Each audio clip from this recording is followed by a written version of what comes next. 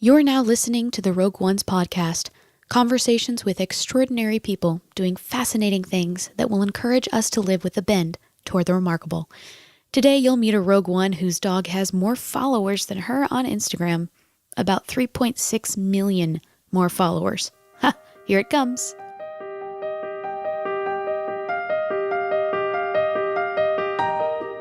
Hello, friend. Welcome to the Rogue Ones podcast. I'm Leslie Eiler Thompson, and I'm glad you're here. You can find more information about this episode and see a full list of other guests at rogueonespodcast.com and on Instagram at Rogue Ones Podcast. Social media has undoubtedly shaped our world, and for some people, it's changing their lives and laying new ground that wouldn't have existed even 10 years ago. One such career path is that of an influencer. We all know them, and we all follow influencers whose brand aligns with our lifestyle. We also may follow influencers of a different species. Chances are high you're following a little dog named Doug, and he's a pug. He's Doug the Pug, and he has 3.7 million followers on Instagram, and a Claire's line with plush toys and hats and other items. Oh, and calendars and books. So yeah, you've probably seen his sweet little face around. 10 years ago, before Doug the Pug was born, I sat in a music business class next to a girl who shared a first name with me.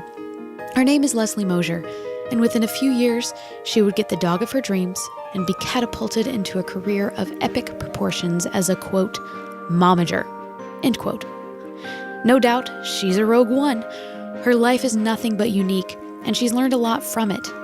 How does someone like this manage the details, keep the vision intact, and deal with personal health issues at the same time?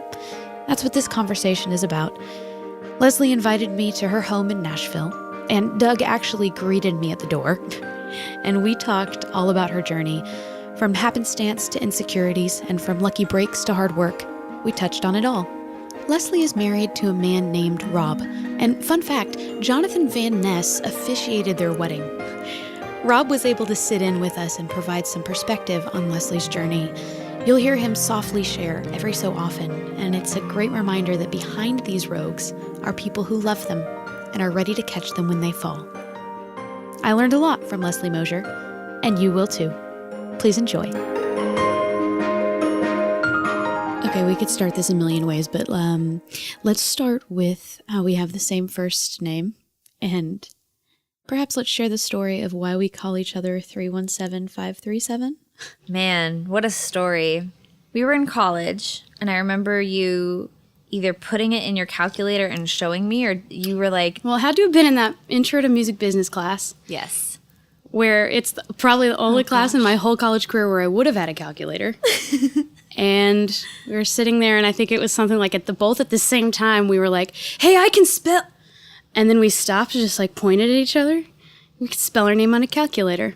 So that's really where we go back to is name. And you were also my RA, so she knew my weird dark freshman year days where I just was very easily influenced. And yeah, one time I cut the roses off some of the rose bushes.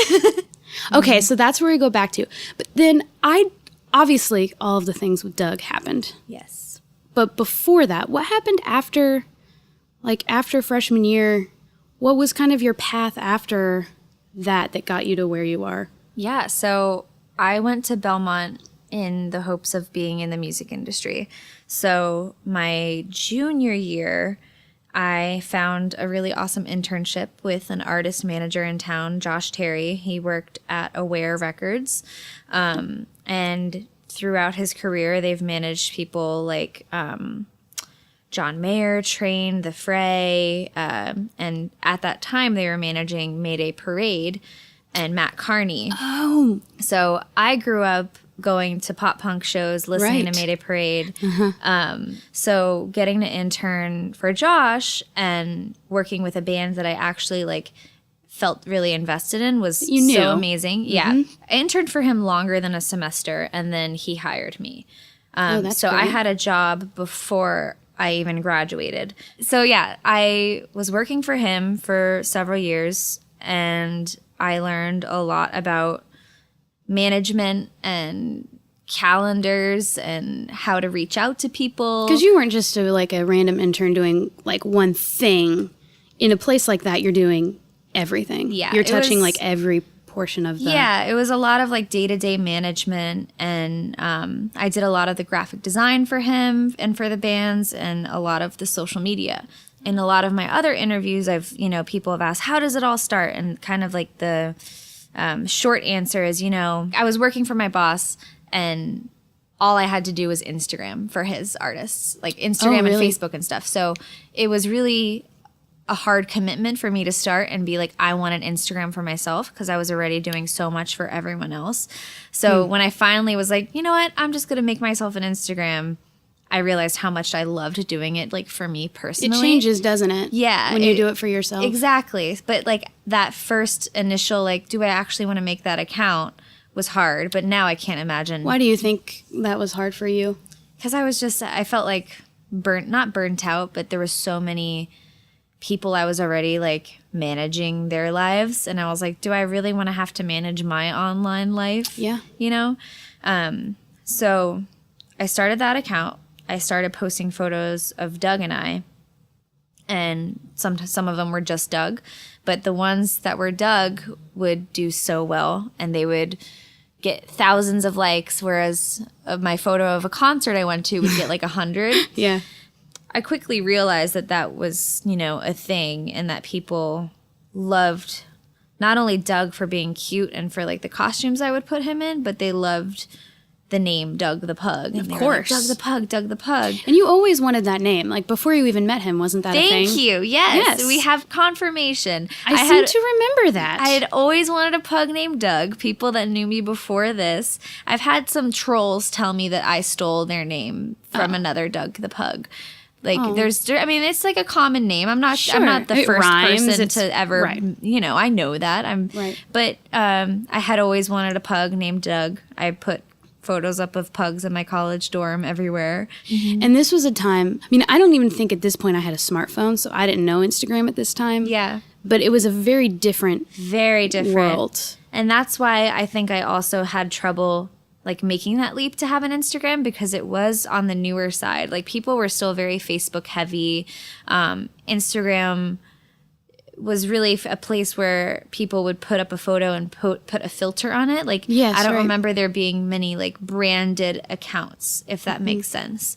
The craziest thing is that Doug, his like first moment of viral fame didn't even come from Instagram. It came from Facebook. I heard that. It was like at a video at Dragon Park or something. Yeah. And you like woke up the next day and it had what, like 100 million? Or 20 million.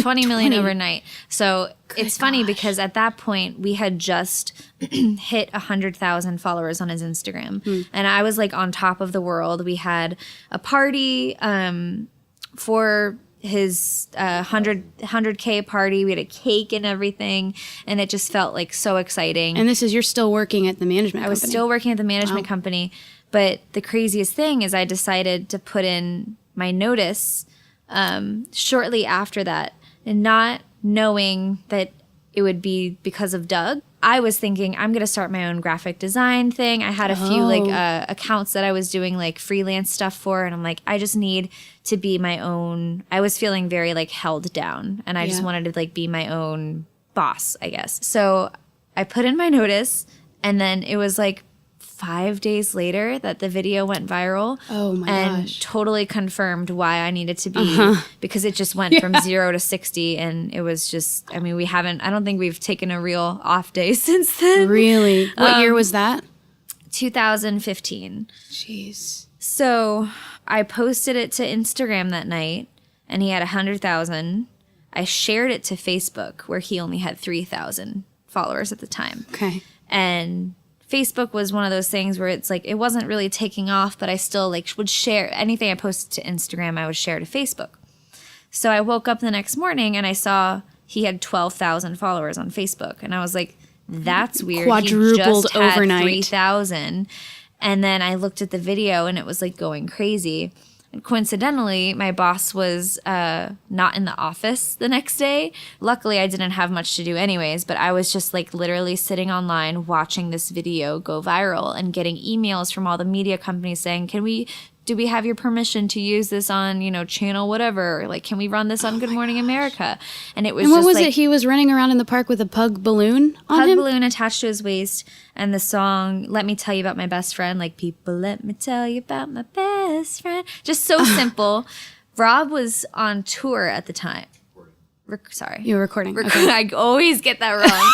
He was recording an album at the time in California, so it was crazy because he was gone, and I was like, "This is happening," and he was freaking out, and I was freaking out. So you're in the office, just like manning all. It was just chaos. Before it even had the chance to die down, Rob got home from recording. And we immediately were like, well, we can't just like let this video be the only video. We got to keep making videos. Like, this is apparently the sweet spot. Like, we just found something here.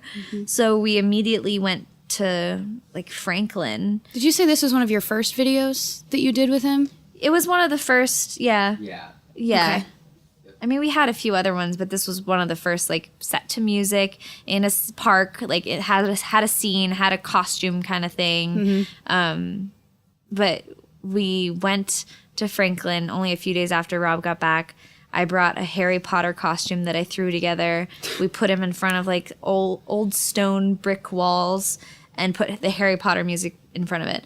That video got 25 million. Good. And we're like, oh, my God, we got to start recreating popular TV shows and movies. This is gonna be the thing. Yeah. We did The Walking Dead at Radnor Lake, went viral, got 30 million views, and it just we kept doing all these things and going on these adventures. And Doug was, doing his thing because he's just so naturally really amazing at being in front of the camera. He loves the costumes. He loves just being with us. So the videos just kept going viral. And then it was Halloween, and so we sat down and came up with a ton of ideas. Yes, and it was the first Halloween since he had went viral, and at this point he now had 1 million followers on Facebook. And How quickly did that happen? within a month, he went from 3,000 to 1 million within a month on Facebook. On Facebook, so now Facebook was bigger than Instagram, and it still is. Okay, but Instagram, in terms of clout, is bigger for us because Facebook is just Facebook. They've changed their algorithm a lot. It's no longer what it used to be. But yeah, so Facebook was at 1 million at this point. We had just gotten our book deal. Things were like really exciting and crazy. But for that first Halloween, I was like, we got to make all these Halloween videos and spoof popular Video a day for like a week.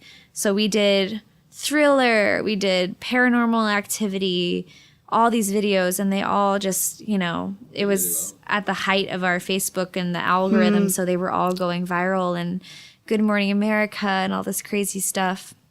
It was really awesome. It's wild. And one of the things that is most interesting to me about watching him, and just like tastemakers and trendsetters, it's like you guys have really conditioned your minds to see something that's happening and immediately be able to jump on it. The egg post, like that had just happened. Thank you. And then he goes and has the egg post, and I think, what was it? There was some account that wanted to get the most likes on an egg, picture of an egg. Yeah, and they said, let's break the world record for the most likes on an Instagram photo and like beat out Kylie Jenner. That egg photo, I think, broke Doug's record for likes. Did it really? Can you check? It has like over 300-something thousand likes. The egg photo itself? Definitely top 3. All these years later. And it's because of a freaking egg. An egg. I think back on all the photos that we've taken that were like, I've made costumes for hours, or we like went to some foreign country, and I'm like, this is gonna be the most. Yeah.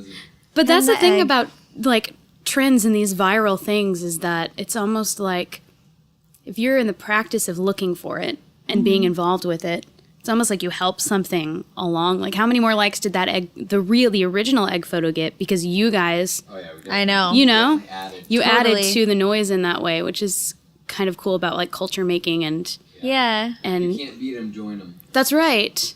And that's why we don't jump on trends that we don't like agree with or like, Right. you know, like we Right. totally stay away from everything political or like, and it sucks because sometimes things will be trending and it's like, that's all anyone's talking about, but we can't. Was that a conscious decision you made at one point early on? I think it's just kind of been like an unspoken rule or like Like that's a part of the brand. You yeah, don't wanna, it's just we just want to, you know, we never want to like take too much of a side of like, you know, we don't want to do anything depressing or we don't want to do anything polarizing. It's just like Doug is there to be happy and funny and well, and cute. who knows what Doug thinks about politics, you It- know? You it's can't true. speak for him. It's true.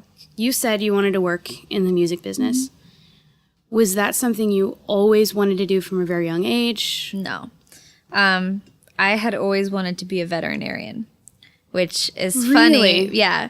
So I like all through appropriate. high school, I was on track to like all the classes I would take and try and do well in was for me to go to vet school. Oh, even in high school, you were, oh my gosh. So I was looking at Virginia Tech vet school, but it's literally 8 years of essentially like medical school. All of my family is very studious and they all have multiple master's degrees and things like that. And I'm just like, that is not me. I'm not going to pretend it is me.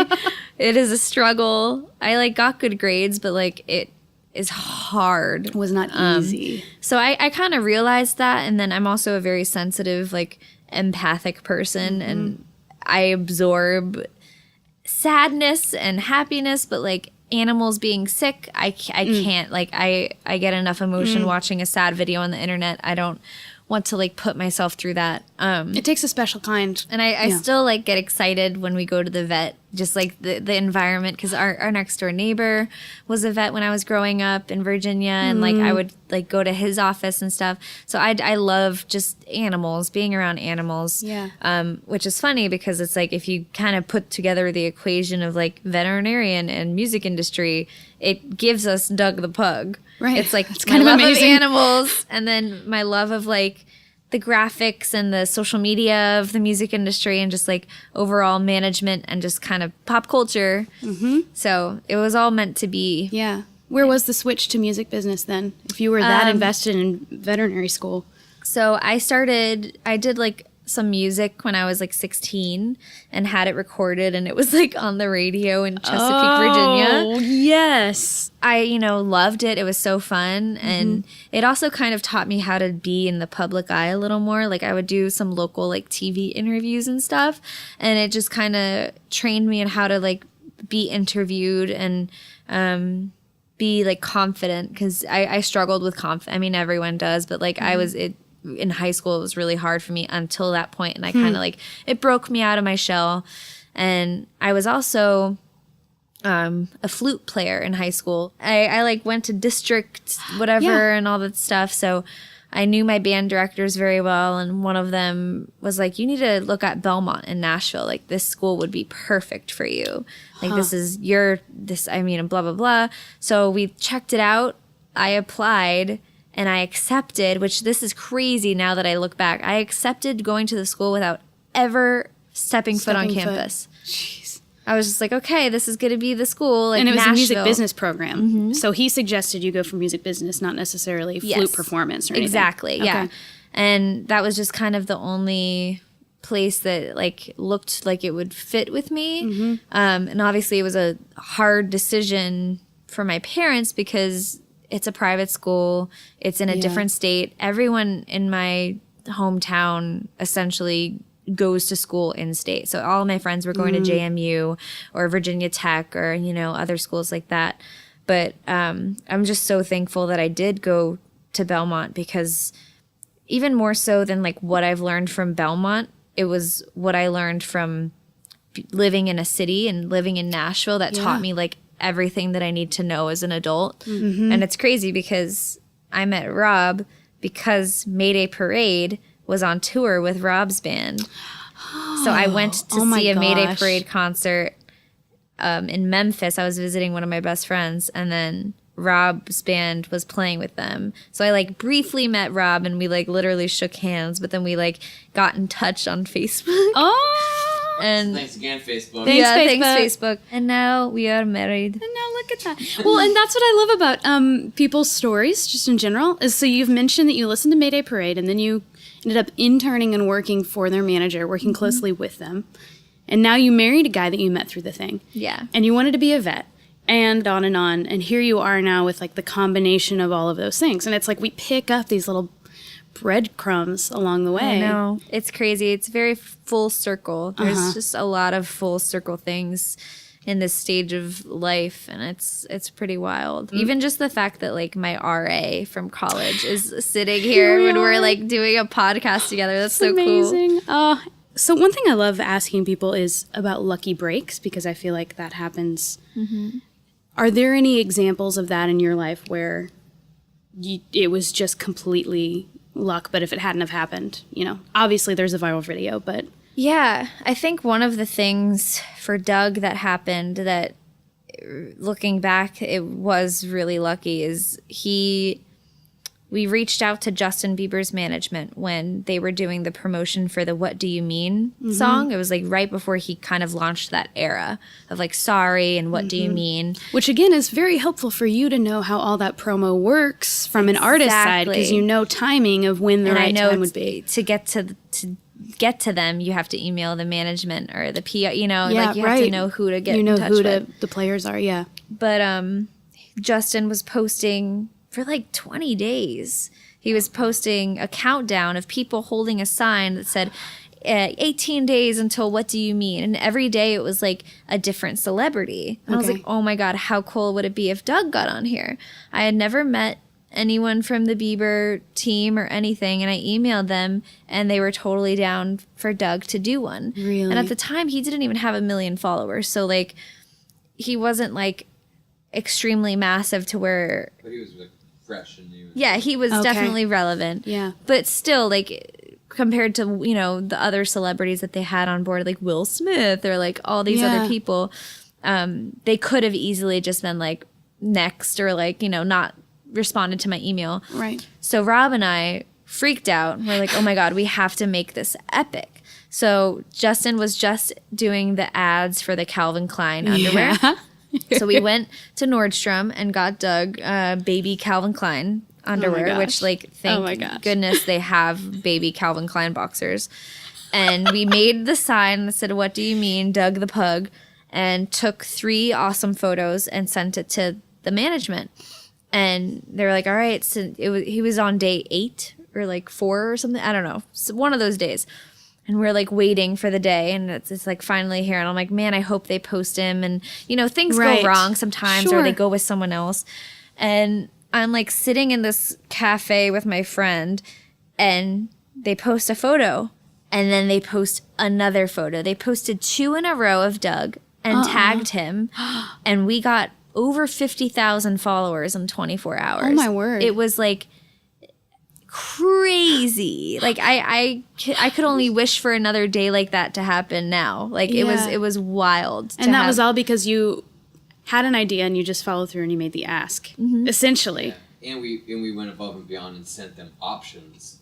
Oh. So we didn't just give them one photo. We gave them a bunch of options, and then they were like, these are both good, both too. And we played off of Bieber's brand of Calvin Klein. Yeah. So it's like combining all of those things. It's like being, But then you also mentioned you said you didn't have 1 million followers, but you still had quite a few. So you showed up for the work. Like you had already done a lot of groundwork. You didn't even know this was going to happen, but you had already been doing the work for some time, and then you kind of made the opportunity. This podcast talks a lot about being a rogue. There is a certain type of person that does very unique things, has a very interesting, unique journey, partly because they show up for things, but there are certain qualities that these sorts of people have.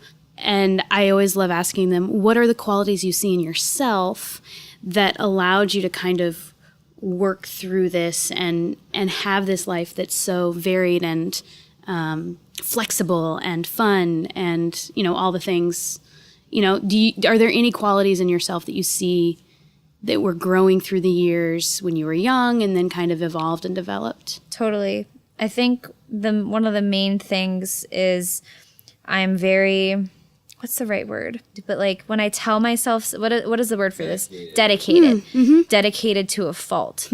Like when I tell myself I'm going to try something new to help with my health issues, I do not stray from that. So if I'm like, I'm going to try this diet because everyone says this helps, like I do not even stray or bat an eye to where I'm like kind of miserable. But like if I set myself to do it, You're committed. Committed, You've made a yes. commitment to yourself, and you follow through on it. When I was in college, I ran marathons, and then for one of like a few of the marathons, I forgot about that. You did. I told myself I'm not going to stop once. And I legitimately did not stop once for 13.1 miles and got under 2 hours. And like, I could never do that now. But like those kinds of things, I set these little mental like ticks in my head. Like I'm going to do this and I have to do this. And it's bad because I get really down on myself if I don't like live up to it. But at the same time, I like push myself. Do you feel like you compete against yourself? Like, Yeah. is that something? Totally. It's amazing now that I have Rob because he knows when to like scale me back and to be like, you have to like let yourself, not be so hard on yourself. And I'm like, okay. And I feel like that's something where in the past like year and a half or so, I've like really like learned to be more just like, I don't have to do these things. It's myself that told myself I have to do these things. Right. Like even just something like working out every day. Like if I don't work out, now I'm better, but if I wouldn't work out or wouldn't go on a run or something, I would just be so upset. And it's like, this is stupid. But my determination, that's definitely one of the strengths. And it's helped me with Doug because I would force myself to post 2 photos a day. Yeah. No matter what. And so those schedules and the structure of that is what really like pushed us to the next level. Because you didn't start like a month ahead being like, okay, I'm going to schedule and start doing photo shoots. You were doing it in real time. Yeah. Right? Like daily you were having photo shoots for like that day or the next day. 100%. And we only recently, I would say at the start of this year, we were like, okay, let's see what happens if we only post 1 time a day. Okay. On certain days, like if the winter has always been really hard with Doug and taking photos because there's nothing happening. Right. It's really cold outside. It's really like gray outside. Our house is dark all day. It gets dark at 5 p.m. And so historically with Doug's account, it's been like really difficult. So this season we're like, okay, well, if we don't have anything to post or if nothing creatively comes to us, let's just see what happens if we, only post once. And we've been doing that. And it's not only been, the account hasn't exploded or imploded, which I was, That's what you were afraid I of. was always like, oh my God, we're going to lose all our followers. That has not happened. And it's been a lot better for our mental health. Like today, we're just going to not post because we posted this morning. It's doing really well. Good. And like I said, no one is telling us we have to post twice a day, but I'm telling, so we're getting better. Progress. I would say the other quality of myself is I'm an empath. So I absorb other people's emotions. I'm highly sensitive to anything, energies and crowded areas. There's so many. Yeah, I'm a sponge. And I thought that everyone had this. Right. You grow up thinking everybody is the same way I am. Right. And then I realized like, no, this is like not everyone has this. Not everyone like feels these feelings about people or just can tell by looking at a photo of someone if they're a good person or not. And now that I'm recognizing this in myself, I realize like it also helped me with Doug because it's helped me subconsciously make decisions, or I also just haven't really fallen into the craziness of social media, like being a quote unquote influencer. Like I like my, not safety, but like I'm very, I'm a homebody.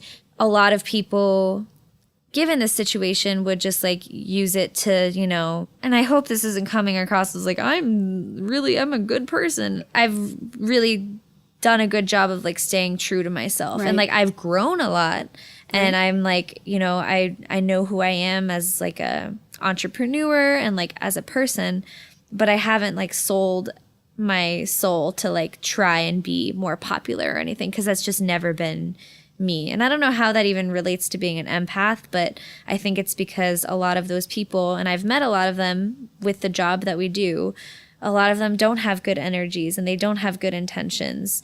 And I can't surround myself with people that I don't feel comfortable with. Sure. And now we won't, if there's something that we don't want to do, we just don't do it. So you do say no to some things? Yeah. Have you said no to things that could potentially be really great for numbers or likes or whatever?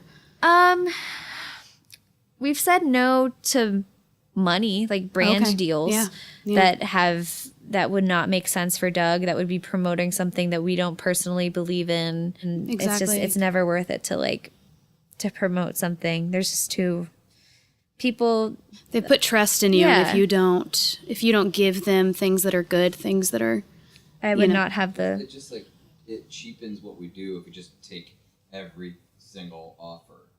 So then when you do these big events where I'm thinking specifically of did you have a Claire's event where you went to a Claire's and there are just all these events where there are so many people? Is that exhausting for you? Oh my God, I'm drained. I can't even imagine. I am drained for days after those.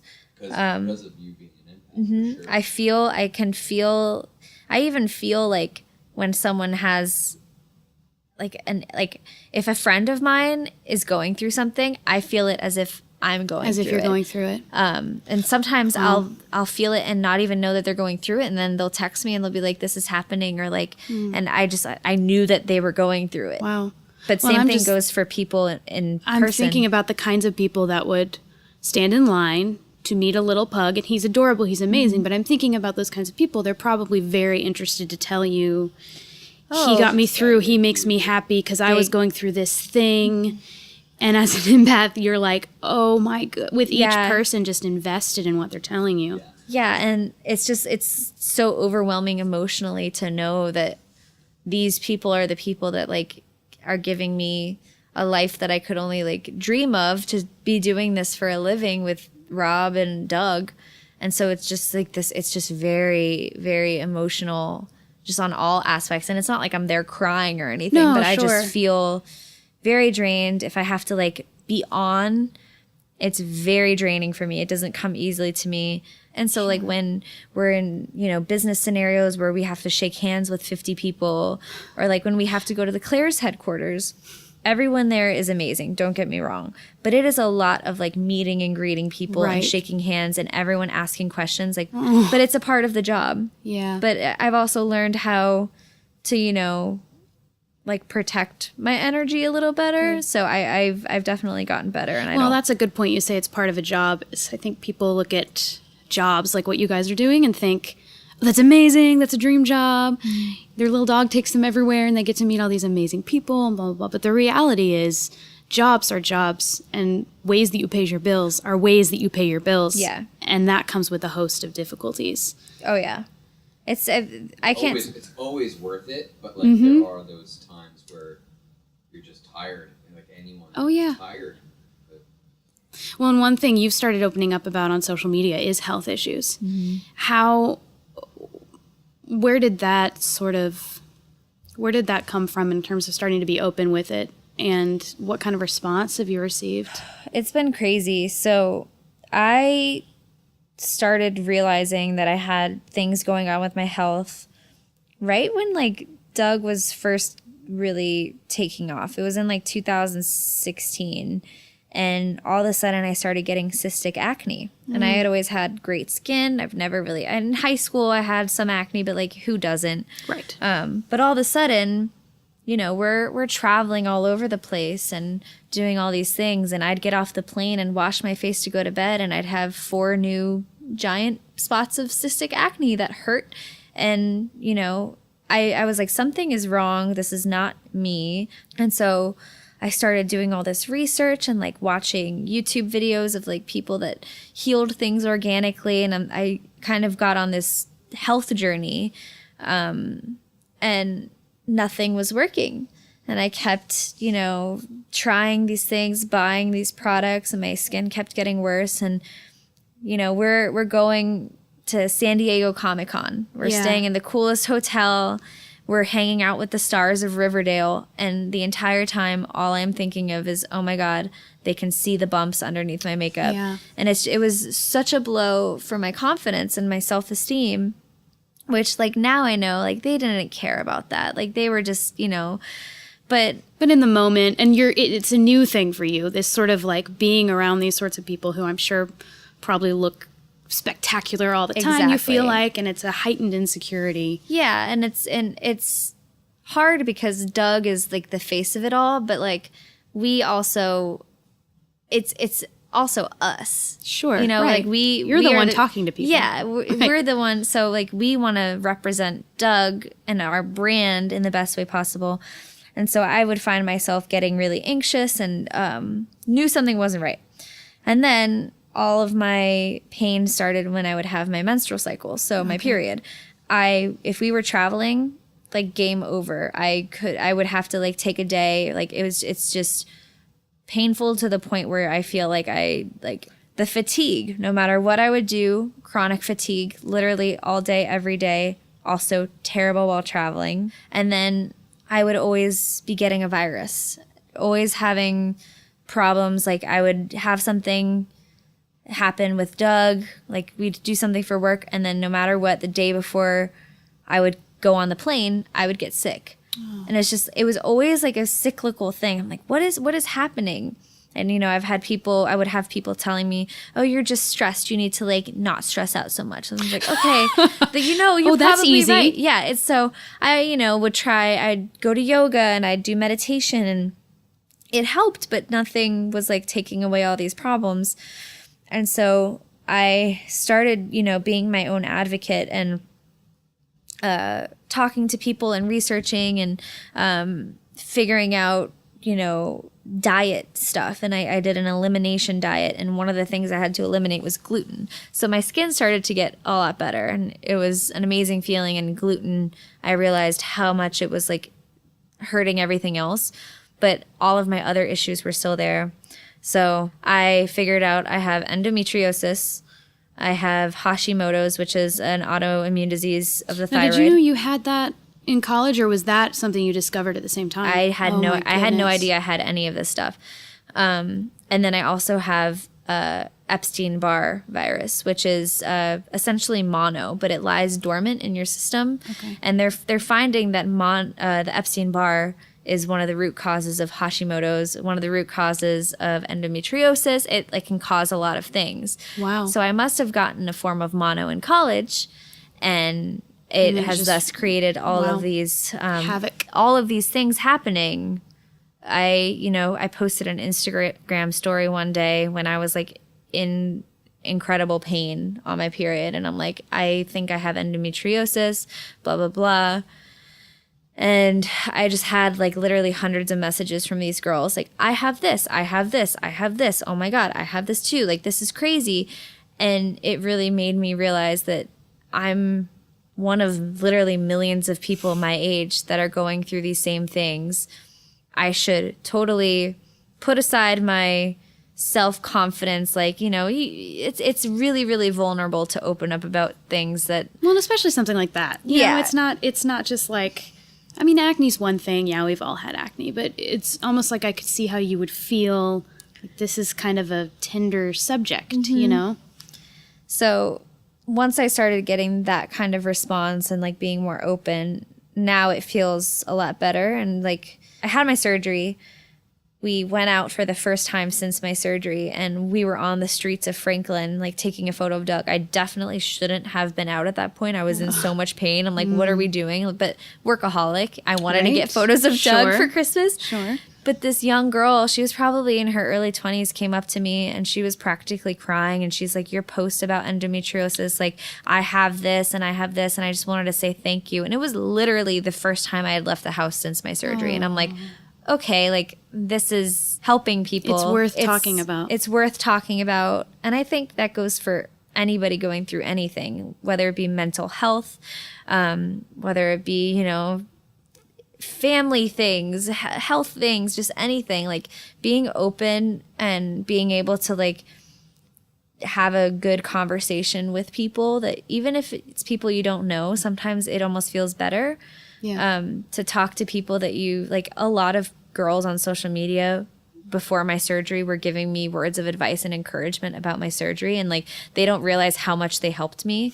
But yeah, just being vulnerable and being open. And I think it speaks to what you've talked about earlier with you don't see yourself as the type of influencer that would not be down to earth or who wants to portray some sort of maybe lifestyle that's not true. It's very important to you to be true and honest. Yeah. I think it's such a great sign of wisdom and strength and confidence, even though you could be afraid of it. But I think it's so right to be, to be open with it. And how many people you have helped. I think at some point it's like I could hate my body and I could be like, wow, like I've done nothing but try and nourish you and this is what you're doing to me. But like I have to love my body and my illnesses, and I have to like embrace them and realize like if it weren't for all these things happening to me, I would not be who I am right now. Right. I would not have all this wisdom and knowledge about my body that I have now. Everything happens for a reason. I definitely live by that quote. So you've talked a couple times about insecurities, and are there any insecurities that you're constantly kind of fighting with and working with, and they live alongside you and they just kind of... Do I have insecurities? Yes. I can't even tell you. Man, I mean, there's so many times that I'm like, is Doug even still relevant? Like, or there will be people that will come up to us and like, I could do this for a living. And then people say that to you? One of my first paid public speaking gigs, and I won't say a curse word, but some guy in the back row decided at the end, Q&A, so what are you going to do when he dies? And then it's like, as someone with anxiety, that sends you down a spiral. And right. So that's one of the things that we've had to deal with. I have trolls. They don't come out often, but there have been. It's usually on Facebook, and they'll, oh, he looks so unhappy. You're just like, it's so gross that you're exploiting your dog just for money. And it's like, even though that is clearly not true in the slightest, when people are saying things to you about yourself, you like, a part of you wants to believe them. Sure. Because it's like, oh, is that especially as an empath, going back to this. Exactly. That's how you're feeling, is you like want to empathize with people. Exactly. So, I mean, and those are like specific to Doug, but there's times when I'm emailing people and I'm like, do I even sound professional enough over email? Or like, we'll be in a pitch for something and I'm like, do they think I'm too young? Like, but all these questions, these insecurities, it's just like, there's always that insecurity, but then right after it, there's that moment of, hell no, I'm not too young. Like, I'm a badass. I'm 26 and, we just got to deal with American greetings. Like, screw them kind of thing. Yeah. So you have to like battle your insecurities with your own confidence. Like, you have to force yourself to have the confidence come out, even if you don't have any. I think that's something that I've learned. You just, I guess, got to tell yourself you have to fake it till you make it. I think one of the biggest things that helped Doug grow and helped this all become a reality, even when Doug had no followers on Facebook, I made his Facebook look really professional and really nice and branded. And so when people would go to see his page, they'd be like, oh, like, what is this? Like, this looks like something that I should be following or haven't heard of yet. And when he finally went viral, that really worked in our favor because it already looked established. So it's like, all the work was done. But you don't understand how many people in my personal life, and these are not the best people in my personal life, or were the best people, but people were like, what is she doing with her dog, making like a professional Facebook page? Like, who does she think she is? Wow. So like, so many people doubted me and this and everything. I get it. Like, we all, whether we know it or not, like, judge people, and we're like, why would they be doing that? But at the same time, you just have to like block it out and have to know that like, you can do whatever the hell you want. This is my life. Like, if I want to make my dog famous, then I will, Dougie. And to all the haters who think that Doug is not well taken care of and that he's not happy, I just have to tell you right now This thing is the happiest little ball of fur, and he's wagging his tail. We would never put Doug in any situation that made him uncomfortable. Of course not. But that's going back to like the trolls. Now, 4 years into this, like now we confidently can just like brush it off. Yeah. Whereas before it would be like, oh my God, like blah, blah, blah. Like, do people think that we're like mistreating him? Because we would never do that. But you just got to tune him out.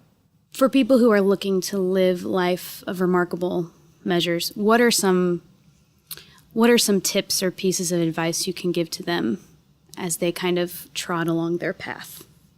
Always have good intentions. I think, whether it be like starting your day with a good intention, like what you want to accomplish in the day or like whatever, but also with what career path you have, with just anything that you do should always be with a good intention. You should never be doing something for personal gain. Only just like the more good you put out, it'll come back to you. And I think that's why we've been very blessed with Doug. It's because we started this because his photos were making people happy. And it made me happy to see people happy. I didn't start this page thinking, oh my God, this is totally going to make me money and it's going to make me a living and I'm going to quit my job. It was literally, it was all happenstance. It was all perfectly connected and timed out. And that can only show you that was because we had good intentions with it. So live with good intention, and I think always stay true to yourself. That's really important. Ralph Waldo Emerson once wrote, "To be yourself in a world that is constantly trying to make you something else is the greatest accomplishment." What a great reminder. Hey, if you liked this episode, I invite you to subscribe to the show so you can be made aware of future episodes. And if you're looking for a good one to listen to next, check out my conversation with Armchair Experts co-host Monica Padman. She's Kristen Bell's right-hand creative partner, and her work on the Dax Shepard podcast has brought about awards and high acclaim for the show. You can find more information and listen to all previous and future episodes of the Rogue Ones podcast online at rogueonespodcast.com, on Instagram at Rogue Ones Podcast, and you can find me on Instagram at Leslie Eiler Thompson. Thank you to Ryan Swinehart of Sick Island Studios in Nashville for his work to make this show sound great. Be well, and we'll talk soon.